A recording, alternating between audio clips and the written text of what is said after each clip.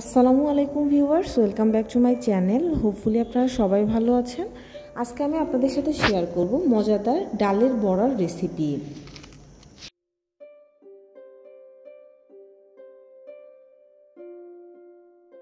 সব ধরনের ডাল দিয়েই আপনারা চাইলে এভাবে ডালের বড়া তৈরি করতে পারেন। আমি আজকে ছোলার ডাল দিয়েই বড়াটি তৈরি করে দেখাবো। 250 গ্রাম ছোলার ডালকে আমি খুব ভালোভাবে ধুয়ে পরিষ্কার করে ভিজিয়ে বেটে নিয়েছি। 5-6টি কাঁচামরিচ এবং 2টি পেঁয়াজকেও আমি বেটে নিয়েছি। সেই বাটার সাথে আমি দিয়ে দিচ্ছি পেঁয়াজ কুচি, পরিমাণ মতো লবণ, 1 চা চামচ হলুদের গুঁড়া,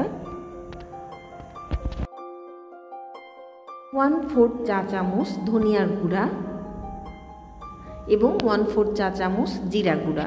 এবার সমস্ত মশলার সাথে খুব ভালোভাবে ডালের পেস্টটিকে আমি মাখিয়ে নিচ্ছি। ডালের বড়া তৈরি করার ক্ষেত্রে আপনারা যদি এভাবে কাঁচামরিচ বেটে দেন, সেক্ষেত্রে কিন্তু কাঁচামরিচ আপনাদের মুখে পড়বে না, অন্যদিকে ঝাল ঝাল হবে, সেক্ষেত্রে খেতে দারুণ লাগবে। সমস্ত ডালের পেস্টটি আমি খুব সুন্দর করে মশলার সাথে মেখে নিয়েছি। এবার আমি চুলায় একটি ফ্রাই প্যান বসিয়ে দিয়েছি। ফ্রাই প্যানটিকে খুব ভালোভাবে গরম করে নিতে হবে। খুব ভালোভাবে গরম করে তার মধ্যে আমি দিয়ে দিব সয়াবিন তেল।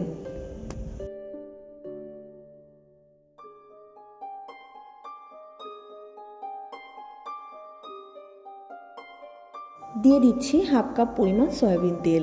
এবার তেলটিকেও আমি খুব ভালোভাবে গরম করে নিব। যখন তেলটি খুব ভালোভাবে গরম হয়ে যাবে, তখন আমি মেখে রাখা ডালের পেস্ট থেকে অল্প অল্প করে নিয়ে গোল শেপ আকারে তেলের ওপর দিয়ে দিচ্ছি।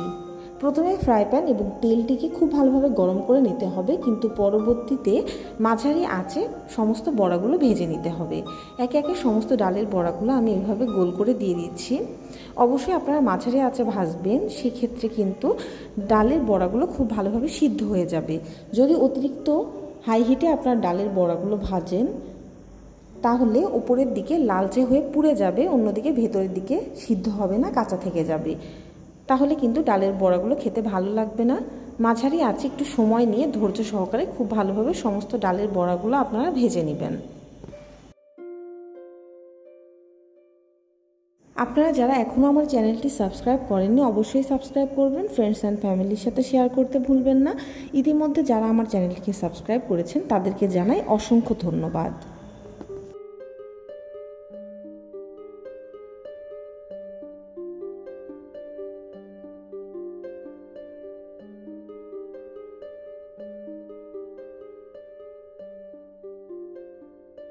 আমার এই রেসিপিটি ফলো করে অবশ্যই আপনারা বাসায় ট্রাই করবেন। আশা করি আপনাদের অনেক ভালো লাগবে। আপনাদের কেমন লাগলো আমাকে কমেন্ট বক্সে জানাতে ভুলবেন না। ডালের এই মজাদার বড়াটি আপনারা চাইলে গরম গরম ভাত, পান্তা ভাত, পোলাও বা বিকেলের নাস্তা হিসেবে খেতে পারেন। খুবই মজা লাগে এই ডালের বড়াটি খেতে। এবার ডালের বড়াগুলো আমি পরিবেশন করে নিচ্ছি তেল ঝরিয়ে।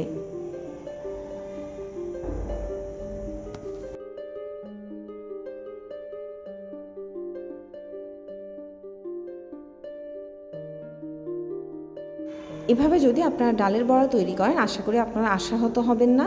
বড়াগুলো দেখতে যতটা সুন্দর হয়েছিল, খেতেও কিন্তু দারুণ হয়েছিল।